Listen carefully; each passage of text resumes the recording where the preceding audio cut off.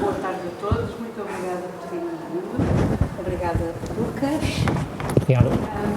Eu vou deixar que o Łukasz destacar a mobilidade Erasmus com os departamentos jornalísticos, portanto eu vou deixar que o Jacob conhece muito melhor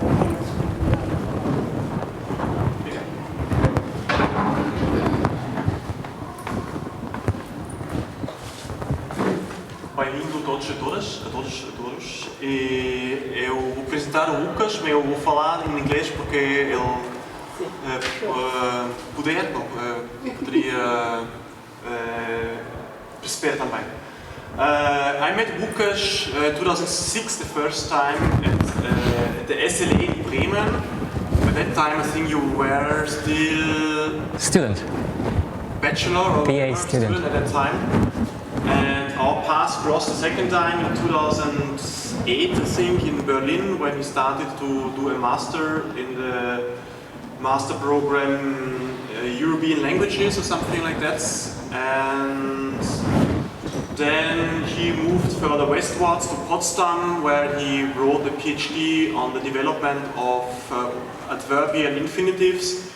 And then he moved further to the west to Cologne, where he spent now I think 7 years or something like that at the University of Cologne, where he is Oberarzt and he wrote his habilitation, so he's actually equal like a professor now in terms of qualification without having a chair.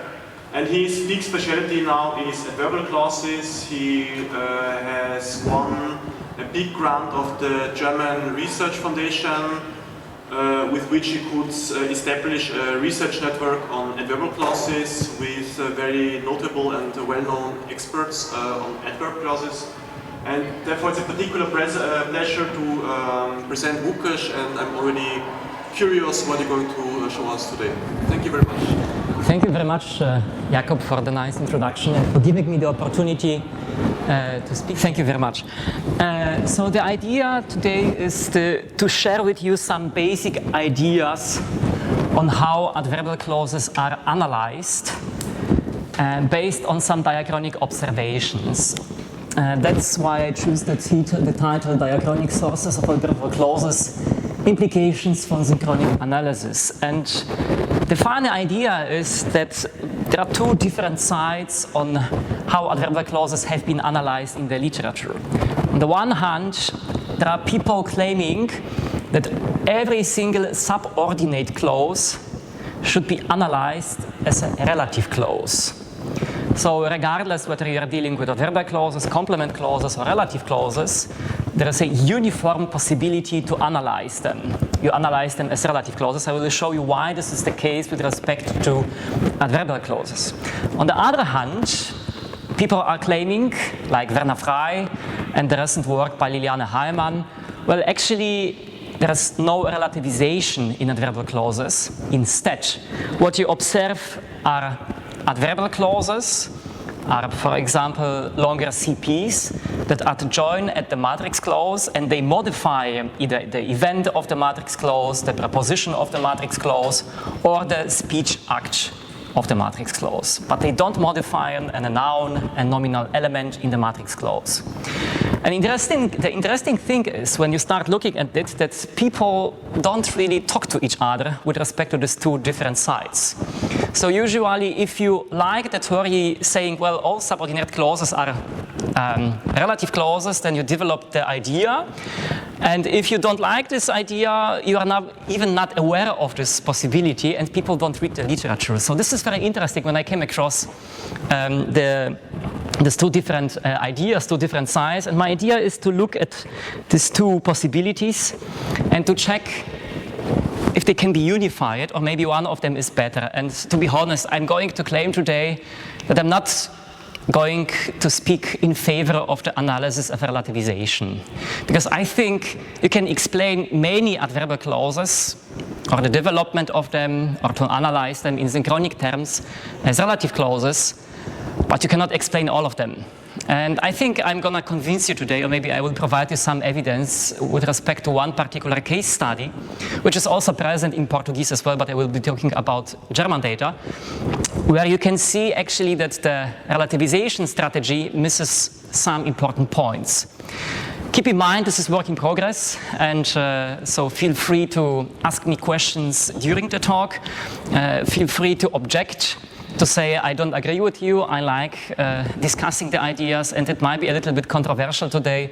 So this is the idea, to provoke you a little bit and to think with me about certain phenomena with respect to adverbial clauses. As Jakob mentioned, it depends on the language sometimes. In terms of the project that I'm leading now, how you analyze the clauses, and I will focus on German, but you will see that many phenomena can be extended to other languages as well, also to Portuguese. So what is this talk about? If you usually open a book, a grammar book, very descriptive terms, then we usually distinguish three main types of subordinate clauses, and I have some examples from Portuguese.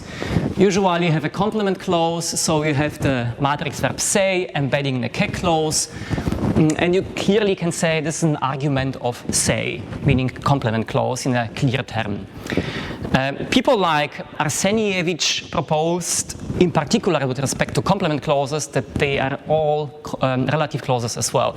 I won't be talking about this pattern, but usually the analysis saying that all types of subordinate clauses are relative clauses comes from the analysis by Arsenijević in Lingua 1995, who analyzed as one of the first complement clauses as relative clauses. Then you can see relative clauses, a usual case. You see that in relative clauses you have a DP that can be modified by a relative clause, by a subordinate clause. And there's interesting variation in Portuguese, to my knowledge, with respect to the mood. You can use indicative or subjunctive. And there's a fine distinction with respect to the semantics. So if you use the subjunctive, it means something else than you use the indicative. Finally, you have adverbial clauses. And recently I started investigating embora clauses in Portuguese, because I learned that the complementizer embora, meaning although, came from a prepositional phrase, embora ora, meaning at that hour, if I translate this correctly. And the funny thing is, you see there a nominal element, and this makes people think, well, maybe it's still a nominal element that is modified by the clause, and something happened with this element, with this prepositional phrase. It changed, it grammaticalized into a C element, into a complementizer. But still, even if it is in a complementizer, we might be inclined to analyze as a relative clause. That's what people actually claim. I don't think this is correct on the right track, but this is just my first intuition, and I have to develop this idea. Now today I focus on adverbial clauses, so I leave aside complement clauses. All this is very, very interesting story as well. And as I mentioned at the beginning, two main types of adverbial clauses have been developed in the literature. Type 1, adverbial clauses modify the matrix clause. You see a matrix clause, it might be CP in German because of the verb second, but in Portuguese you might assume a different category. And then you have an adjunction. You have a sentential adjunct, a CP. It is a concessive clause introduced by embora, and we would usually analyze embora as a C-head. The second possibility to analyze such clauses is to claim, well, not really. What you have is what you see in 3b. You have a matrix clause, and then in the matrix clause you have an argument. You don't see the argument very often. Sometimes you do, but in this case you don't. That's what Arsenijević would claim. And I abbreviated this as an XP because some people claim this is a silent DP, the terminira phrase, a nominal phrase, a prepositional phrase. It depends on the language. It depends on what kind of adverbial clauses you are investigating. But people claim this functional projection, this argument, or however you call it, has some nominal properties. And it is modified by the embora clause, but this embora clause is not an adverbial clause, it's a relative clause. So it modifies the XP argument within the matrix clause. This is the relativization strategy in the literature.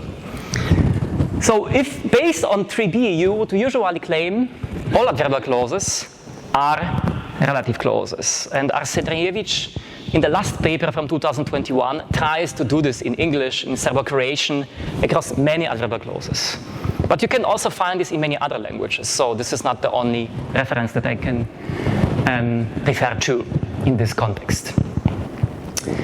Now, if you observe the story, you ask yourself, where do 3b, so the relativization strategy, and this hypothesis come from? And there are many different sources with respect to the diachrony of adverbial clauses.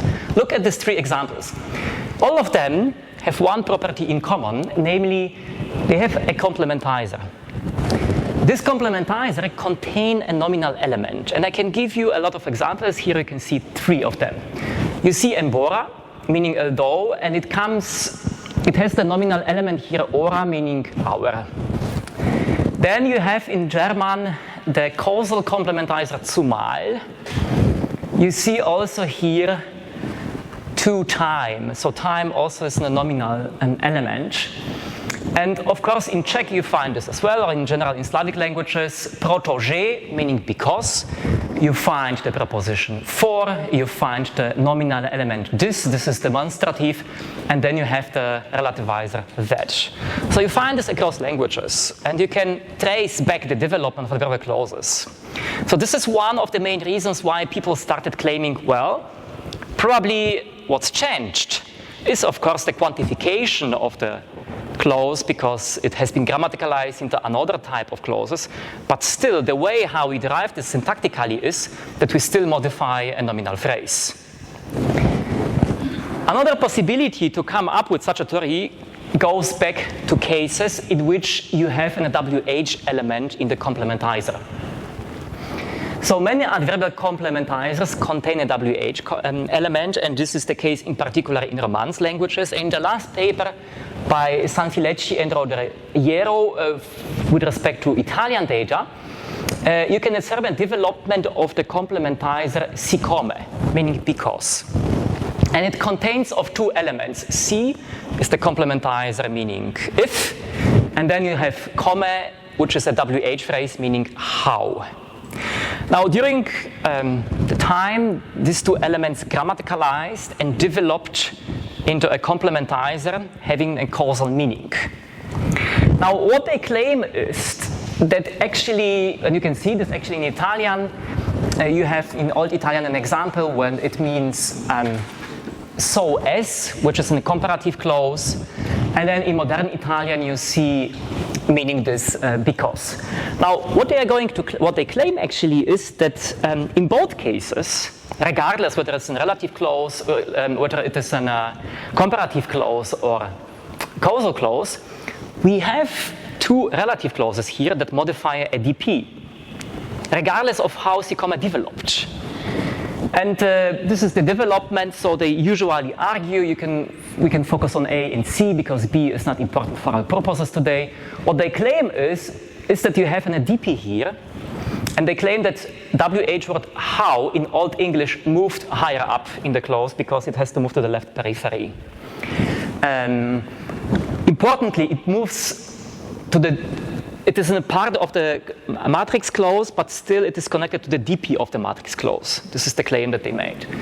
After the reanalysis took place, they observed exactly the same. You still have DP, but then you don't have the manner issue here, but you have a situation, and they follow usually the Arsenijević's approach, claiming you have an argument XP, and this is a classifier. They call this classifier DP, meaning situation. And they claim you also have movement, which is higher up, with the space generated in a higher position, but it also moves higher up, the higher position to get the meaning of what siccome means in the present day Italian. But the idea is to say you still have a classifier. In the first case, it's in a manner classifier, nominal element. In the second case, it is also classifier. It modifies some kind of an element, nominal element in the matrix clause. We want talk about technicalities here because they are not important here, but you should know that there is another strategy from where people take these ideas that it might be in a nominal element or a relative clause that is here modified. And finally, you of course observe many cases in which an adverbial clause develops out of a relative clause. And this is a kind of a usual story that you find in English or even in German.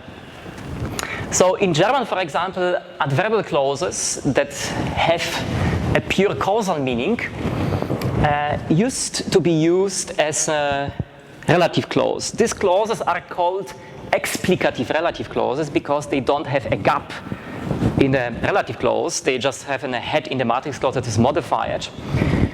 And you can see this, for example, for weil in German. This is the newest scenario proposed by Eberhard and Axel Tauber in a book that I co-edited and that appeared 1 month ago about adverbial clauses. They proposed that die Weile, this moment, moved from a lower position into the specifier position of the CP, and then it has been relativized by a following relative clause, and this relative clause could be analyzed by das, which used to be a relative particle, by unde, by so, which used to be a relative particle as well, or you could even drop the complementizer and have a verb, a clause without the complementizer, but still it would be analyzed as a relative clause. In the second step, what you observe is that the old element that moved to the specifier position of CP has been reanalyzed as a CH. So this has been reanalyzed as a complementizer introducing the clause, meaning you don't need the complementizer to signal the dependency relationship. What you do instead is you drop the complementizer and the element die Weile takes over this function, which is actually very interesting in this respect. And finally, you have no operator movement here because it is not a relative clause. What you have instead here is just a complementizer in the last stage. So you have many cases like that actually in German, in Dutch, in English. So this is another scenario according to which relative clauses might be a good source for development of adverbial clauses and why people still analyze adverbial clauses as relative clauses. Many people following Arsenijević would say that it is still a relative clause. So they never dropped this idea. They never dispensed with analyzing these clauses in modern German as relative clauses. They only claim what's changed is probably the meaning of the element, but not really the internal structure of that. So my leading global question is, can this analysis be extended to all types of adverbial clauses? And my personal feeling is, no, it cannot. And this is my personal feeling. As I mentioned at the beginning, this is work in progress, and I would like to share with you my ideas or my objections why this cannot be the case. I'm not claiming that all types of adverbial clauses should not be analyzed as relative clauses. I'm just saying that there might be a better way to handle with this data, because if you use the relativization strategy, you might miss some important points with respect to the variation of adverbial clauses. So I'm going to talk about adverbial clauses that are well known, and they are introduced by the complementizer There's a debate whether is a proposition or a complementizer. I'm not talking about this today. In my view, is a complementizer. But if you would like to talk about the variation of clauses in present-day German, I am certain you find similar data in Portuguese as well. So consider 6, and this is a corpus example. Do you happen to know German? A little bit? Okay, so I will explain you the data, what it means.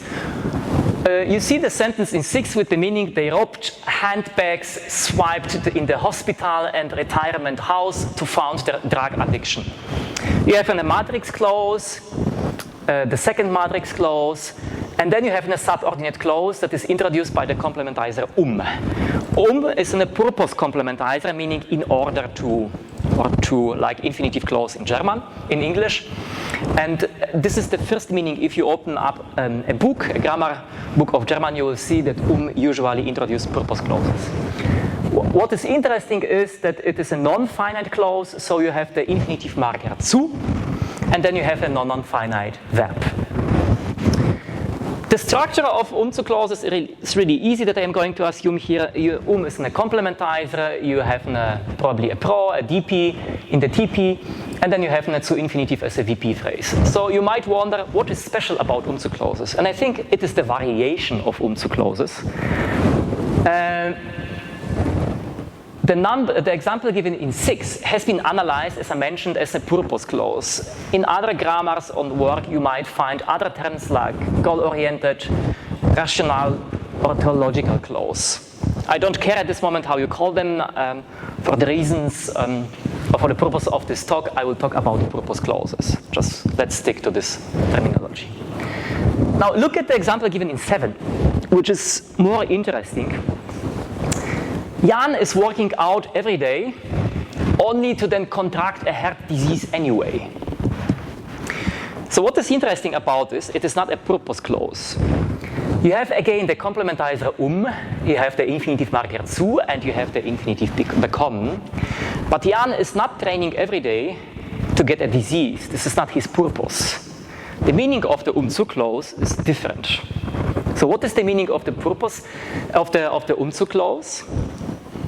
Essentially, it is very interesting because it is a non-at-issue clause. I will show you what it means actually with respect to zu clauses. But the idea is you didn't expect what happened. You as a speaker didn't expect what happened. You learned what happened. You want the hearer to learn what happened. But by doing this, by using the zu clause, you present what happened as unexpected. So the hearer should learn from this. This, what I going to tell you, wasn't expected, and I am presenting to you as an unexpected proposition. We didn't expect Jan to train and then to get a disease. You would rather expect Jan to become world championship, right? But not to get a disease. So there is some kind of a clash at the first sight. And I'm going to explain you why this is so important actually, because this is not an issue. You don't see this in the meaning of the zu clause. It is hidden. It is backgrounded. But this is what this sentence conveys. I call these clauses mirative clauses. They have been labeled also as perspective clauses or as a result clauses. I would like to use the term mirative clauses, and I introduce this in particular for these purposes, because mirativity is a grammatical category marking a surprising event. And I'm going to claim that grammaticalized from a purpose complementizer into a mirative complementizer. But this is a different story when this happened. This is just, you should keep in mind that we have this kind of clauses that are introduced by the same means, but that have a completely different meaning. This is the crucial point here. You can see a similar example in Brazilian Portuguese. I am certain you can find similar examples in European Portuguese as well. Please tell me if this is correct. Would you agree? Do you accept this sentence? Something. These are the things where in English, sorry. I'm just processing because you need the anyway. Or perhaps in English you need the only to something. So this is, yes, sorry. I was wondering whether this is not more or less the same meaning as the ones before. I see. Only the unexpectedness of the result is different, right? So I see the point. Yeah. John is working so hard only to become sick, rather than becoming rich, for instance, something like that. So I was wondering, syntactically they are the same, no? No, I will show you the data that they are not the same. But this is an important point with respect to only. So I tested this with over 20 languages, if you can do this. And only is, for example, almost obligatory in English. Yeah. 90% of native speakers wouldn't drop only.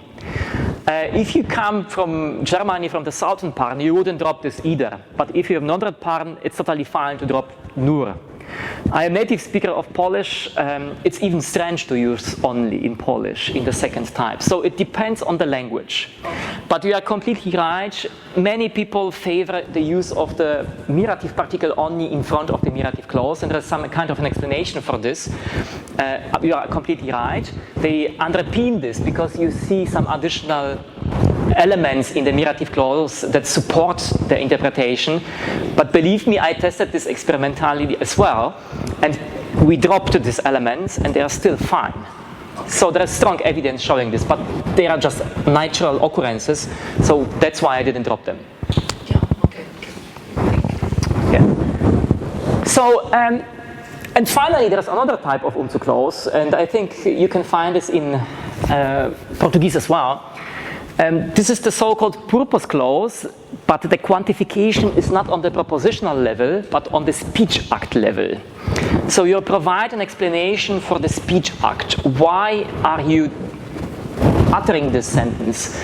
And you see many differences between all the three types. I'm gonna point out 5 of them. Ein wenig zu übertreiben, vor 2 Jahren in Salzburg hatte ich 49 Grad Fieber. What is in particular interesting about this clause is that you still have the complementizer the infinitive marker zu, and then you see a comma, and you don't see the verb second clause here, on the surface at least. What you see instead is that you have a temporal prepositional phrase for 2 Jahren, and then you have the finite verb, which makes different this clause types from the other 2 clause types I mentioned in the last minutes. I would like to show you that this variation is very important for the analysis of adverbial clauses. And I think you have to keep this in mind, because otherwise you can't explain it.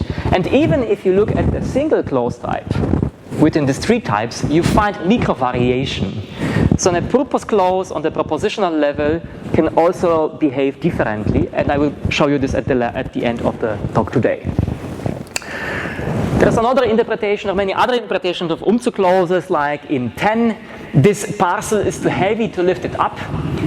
But this is not a purpose clause, this is a contrafactive clause, and a lot has been written about this kind of clause. You have the Degree phrase in the matrix clause, and then you have an clause, and together they give rise to a different meaning. It's not a purpose clause in a strong sense, it's something different. You can also create a conditional clause with clauses, but this is not a pure meaning of This is the crucial point. So we end up with one form. Let's abbreviate this as F, form F, and with 3 different subordinate clause types, A, B, and C. Now the question is, how do you derive them? To what extent do the clauses differ? This is my first question, because as you suggested, it might be probably one clause type. And to what extent do the clauses depend on the matrix clause? Do they depend on a DP? Do they depend on the matrix clause, on the proposition, on the speech act?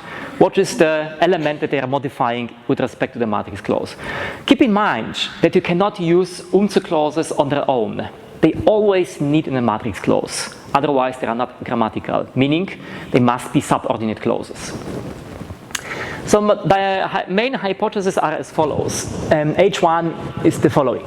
The complementizer can introduce 3 different distinct subordinate clauses: purpose clauses, mirative clauses, and speech act purpose clauses. These 3 clause types differ at the syntax-semantics interface. I will show you some evidence for this. And finally, the clause adjoin at different positions. And this is the claim. Purpose clauses usually depend on the matrix clause and are embedded into the matrix clause. I will show you some evidence for this. Embedded means not being a complement, but being strong, dependent on the matrix clause. Mirative clauses partially depend on the matrix clause. So they usually adjoin higher in the clause. And speech act purpose clauses do not depend on the matrix clause altogether. So the claim is to say they are not sensitive to the material occurring in the matrix clause. They are outside. They have something to do with the illocutionary force of the matrix clause, but not with the material occurring in the matrix clause. So to give you some examples to show you that we have really 3 different clause types, I will discuss some tests. Purpose clauses can appear in the specifier position of the CP of the matrix clause, meaning they can occur in the classical prefilled position of the matrix clause. You know that German is a verb second language, and you may only have one constituent in front of the finite verb. And you see here the clause, sie zu retten, and then you have the finite verb research in the second place, in the second position. Now, mirative clauses cannot appear in the specifier position of the matrix clause. And you see here the first difference between the first clause and the second clause type. Otherwise, if there wouldn't be any difference, you wouldn't expect any differences actually in the syntax either. Okay. But you see actually too many differences. So you cannot front the mirative clause. It's totally ungrammatical in German, also in other languages, also in Portuguese. As you can see, the verb is on the finite in the second position, but you cannot front the clause. Speech act purpose clauses cannot appear in the specifier position of the matrix clause either. So they cannot be part of the matrix clause either. The sentence like, to exaggerate a bit, 2 years ago in Salzburg I had a fever of 94 degrees, cannot be formulated with the speech act purpose clause being placed in the specifier position of the matrix clause, meaning directly in front of the finite verb. It's completely out. Purpose clauses cannot trigger verb third word order in the matrix clause. So they always have to be integrated. They always have to be a part of the matrix clause. You can see here that clauses do not belong to the matrix clause in the strict sense, because in the first place you have here the subject, which occurs in front of the finite verb, Experten, experts. Whereas the clause occurs in front of the subject. Now, if you know that German is a verb second clause, it cannot be a constituent of the matrix clause, and purpose clauses disallow this position altogether. The same holds for mirative clauses. They are also banned from this position. Nur dann doch wieder auf Mitte Januar verlegt zu werden, der Start wurde auf den März verschoben, doesn't work. Because mirative clause must be, at least to some extent, integrated into the matrix clause. Only speech act purpose clauses can occur in this position. To exaggerate a bit, ein wenig zu übertreiben, vor 2 Jahren in Salzburg hatte ich 49 Grad Fieber, as I showed you slides before. This means that only speech act purpose clauses appear outside of the matrix clause structure, but not mirative clauses and not purpose clauses operating on the propositional level. Purpose clauses can occur in the postfield position of the matrix clause, and this is the usual position. So you have the matrix clause, and then you have a subordinate clause that follows. The same holds for mirative clauses, that they can always appear in the postfield position. And this is an interesting and funny thing. If you combine purpose clauses and mirative clauses and place them at the same time in the postfield, the mirative clause has to follow the purpose clause. It cannot be never another way around, meaning you have first the mirative clause and then the purpose clause, if you combine them. You always have a strict word order. Clause, purpose clause, clause, mirative clause, but not other. Speech act purpose clauses seem to appear in the postfield position as well, but I think this is not correct, because you should keep in mind that speech act clauses usually can float around the matrix clause. They can appear actually everywhere because they behave like parenthetical expressions. And to test this, you need a variable binding. And you know this is a classic definition of what variable binding is. It is well known that the quantifier can bind an agreeing pronoun occurring in the subordinate clause only if the quantifier C commands the pronoun. Otherwise, binding into the subordinate clause is not possible. And this is given 20. So if we try variable binding, you will see interesting thing. Seine, possessive pronoun, his, in order his occupational outlook to improve, hat jeder Lehrer Französisch gelernt. Each teacher learned French, and you see that variable binding is possible into a purpose clause. The same holds for mirative clauses, meaning they must be a little bit embedded or integrated into the matrix clause. Involuntarily, he makes every situation worse, only to eventually overcome it equally involuntarily. And you see here the personal pronoun sie, and then the quantifier jede, and you see that jede can sequent the possessive personal pronoun sie. So variable binding is also possible in the mirror. But variable binding is not possible with respect to speech act purpose clauses. Jeder Analphabet or every illiterate must read the sentence twice to make it clear to him. So variable binding into a speech act clause doesn't work, and the explanation would be speech act clauses are merged or adjoin higher than the position of the quantifier. So they must be adjoined at least above the TP level when the quantifier is being generated. Purpose clauses can refer to a correlative element in the matrix clause. So you have darum in the matrix clause, and darum refers to the proposition zu wissen. So it refers to the content of that, and this content can be picked up by the correlate occurring in the matrix clause. This means that they have to be connected in a very strong way. It's one of the important tests. Mirative clauses, on the other hand, cannot be picked up by any correlative element. So if you use darum or deshalb, they cannot pick up the content of the proposition occurring in the mirative clause. It is not available.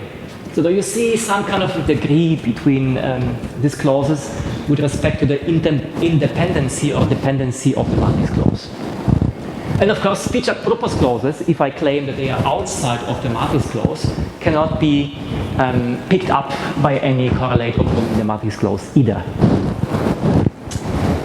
The final test, usually it is the case that purpose clauses require an agentic subject, because if you want to achieve a purpose, you need an action, and this action, must be carried over. So you cannot use the vase in 27a, die Vase ist zerbrochen, um das Publikum zu erschrecken, ist ouch. But if you passivize the matrix clause, then it becomes fine. Die Vase wurde zerbrochen, um das Publikum zu erschrecken.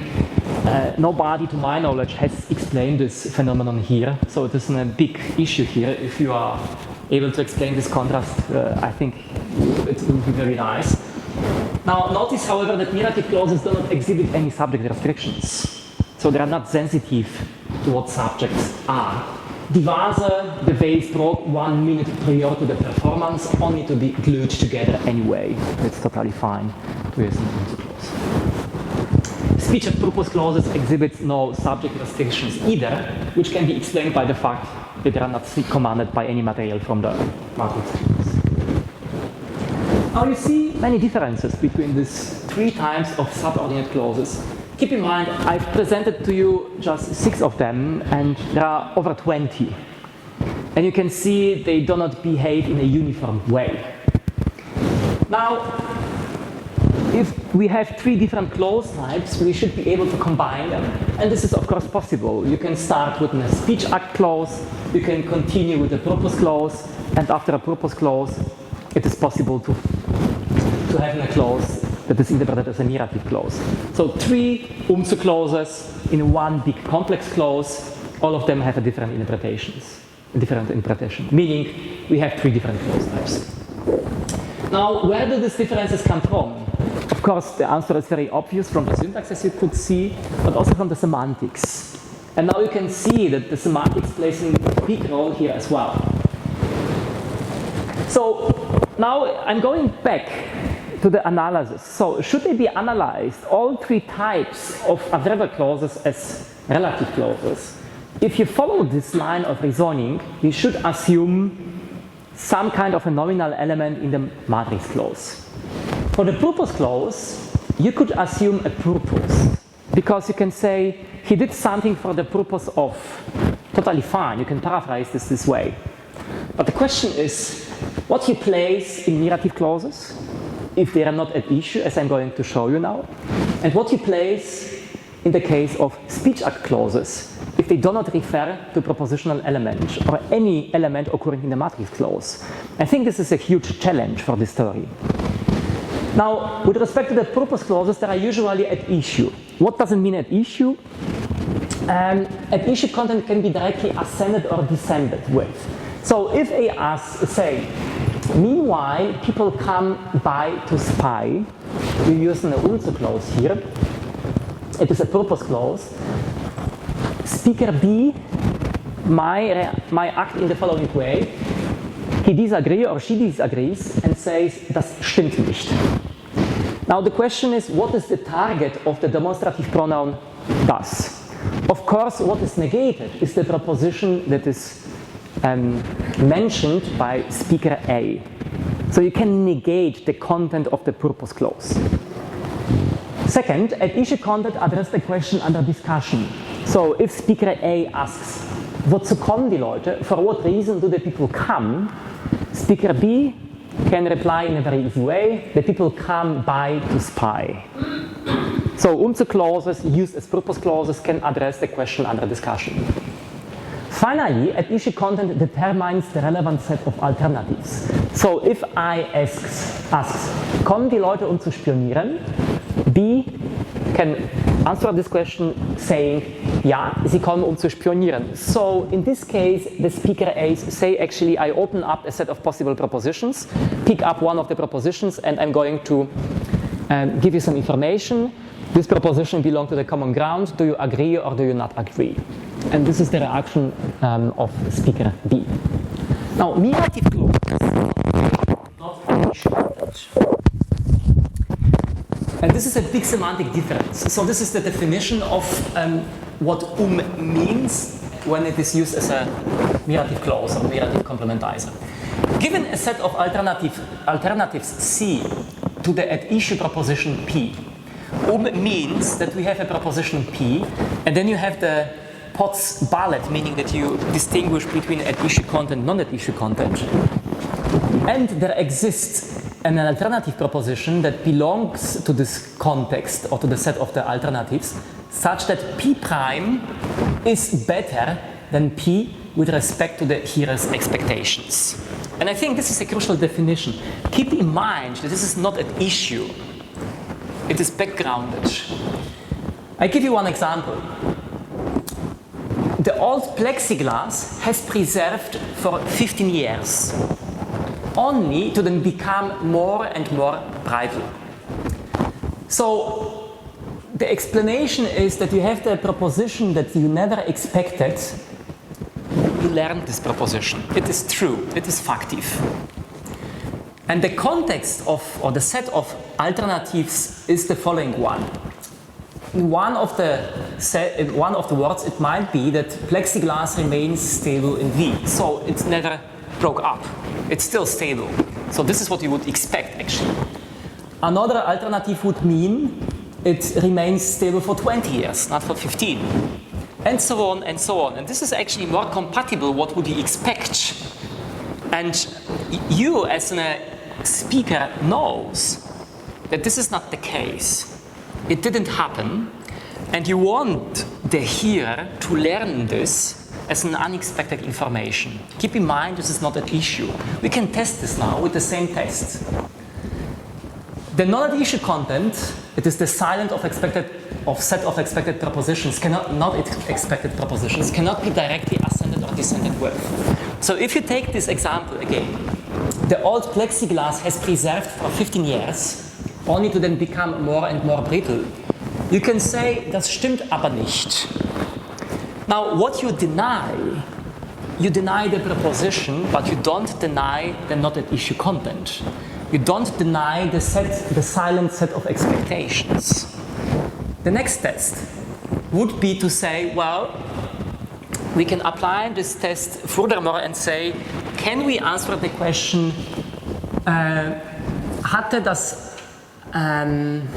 hatte das alte Plexiglas 15 Jahre durchgehalten, um dann doch immer unstabiler zu werden? You cannot answer this question taking up the not at issue content. There is no possibility to refer to the set of unexpected propositions. The question? Sorry. But you can dispute the relationship, right, between one and the other. So what you are saying that you had issue is the expectations, right? Expectations are not at issue. are not at issue. So you are saying the discussion about what is at issue or not is the expectation, right? Exactly. But, and that, in the case of the mirative clauses, they are not at issue. Right. In contrasting with the purpose clauses. They are at issue. Right. I was wondering whether the relation, when you say that there is some relation between the two facts, the one expressed in the matrix clause and the other one in the adverbial clause, there is a relationship. That's why the speaker somehow put them together, right? Right. This is the speaker is expressing some relationship between both facts or sets of facts. And I was wondering whether we could put in question this relationship into question. So the at issue point of view being on the relationship and not in the on the set of expectations. I don't know if I'm explaining well. Well, I would suggest, I wouldn't go so far. I would say that this is just the silent set of expectations, is not at issue. All other stuff is at issue. So the proposition itself is at issue, and this is the connection between the matrix clause and the subordinate clause. Okay. This would be my idea. Okay. So I would say this would be at issue. Okay. And this is the way how mirative clauses developed out of purpose clauses. Okay. So mirative clauses are actually younger than purpose clauses. Thank you. Yeah. So speech purpose clauses also convey not an issue meaning or content. If you say, ein wenig zu betreiben, or to exaggerate a bit, 2 years ago in Salzburg I had a fever of 49 degrees. If speaker B says that's not true, that cannot refer to the unzu clause, forget it. Neither the negation nor the demonstrative pronoun des can refer to the content of the unzu clause. It's completely out. Strongly suggesting it must be not at issue, something going on here. Speech act purpose clauses operate on the speech act level, meaning they are above the syntax of the matrix clause. And the idea would be to say actually that you have two propositions, P and Q, they are connected, this is what we are referring to. And you have not at issue content, which is connected again by Potts Ballet here, saying not at issue content would be the purpose relation in this case. And you connect in a speech act abbreviated here as an S and then a proposition. So this would be, the relation here as a purpose would be not at issue, but not in the case of the mirative clause, if I answer your question now. But not, I don't think it's in a... Yeah, I was thinking about the whole proposition, right? Right. So that's what I was wondering whether it could be at issue or not, but I now understand that you were not talking about this. Right. Yeah, thank you. So we are forced to postulate an abstract nominal element in terms of mirative clauses and purpose clauses. Now the question is, in my view, B and C don't work, not at all. Now, there are many arguments. Speech act clauses cannot be picked up by any linguistic material. Notice, neither by demonstrative pronoun, das, nor by negation. They cannot be negated. It is therefore unreasonable to postulate any descriptive content, any DP, referring to the matrix clause. So it is very difficult to place here something nominal or nominal-ish that could be modified by the unzu clause operating on the speech act level. So many people ask, maybe they're wondering if it would be possible to propose something like illocutionary force. Illocutionary force is above the linguistic material, and in this case it would mean we don't modify the matrix clause itself, the material occurring in the matrix clause, but instead we are modifying the illocutionary force of the matrix clause. But then you need to explain why not all types of adverbial clauses can modify a speech act. And you find at least 30% of adverbial clauses that can never modify a speech act. They can never modify an illocutionary force of the speech act. So the question of the matrix speech act. So the question is why? So this would overgenerate in my view. It remains unclear, furthermore, what kind of DP could be postulated for mirative clauses if they convey non-at-issue meaning, which is important for the hearer and not for the speaker. So this is important. Keep in mind, usually if the speaker produces in a sentence, the DP is intended to modify something what speakers actually wants to modify, not the hearer. So I have no idea what would be an appropriate reason to postulate any DP that could refer to the mirative clause. It makes no sense. You cannot say surprise, because you are not doing something with the surprise and then you follow with the subordinate clause. It doesn't work. This is the first thing. And the second thing is actually, keep in mind that purpose clauses can be used as argument clauses. So you can have some clause embedding verb, and then you can use, instead of a classical that clause, an adverbial Umzug clause. This adverbial Umzug clause would be always used as a purpose clause, never as an admirative clause. So it's a big question, what would you put here as an DP, as an XP that could be modified by that? And finally, the relative clause analysis cannot be account for the variation of a single clause type. And I'm going to show you more variation even within a single clause type. This is the micro variation, namely, mirative clauses and purpose clauses can but need not outscope negation. And I give you one example.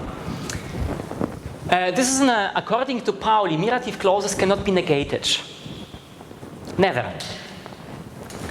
Which is actually quite obvious if you think about this, because not at issue content cannot be negated. It cannot be picked up. And this was the main observation made by Pauli.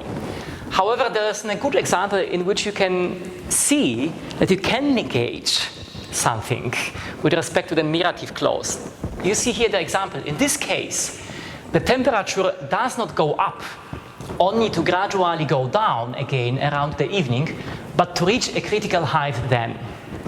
Now, what you negate here are two prepositions that the speaker didn't expect.